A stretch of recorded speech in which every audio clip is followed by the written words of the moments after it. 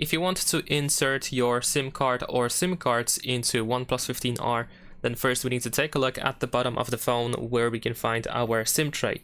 Of course, here on this side of the SIM tray we have a hole, so we need to use the eject tool and put it into this hole. There we go. Once it is in, you should be able to push it into the phone with a little bit of pressure or a little bit of force to make the SIM tray slightly pop out. And then you can use your fingernails or fingers in order to remove the SIM tray from the phone. Now over here we have our SIM tray.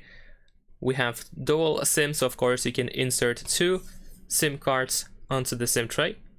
Just match the shape of the SIM card slot and make sure that it is fully in and it doesn't stick out.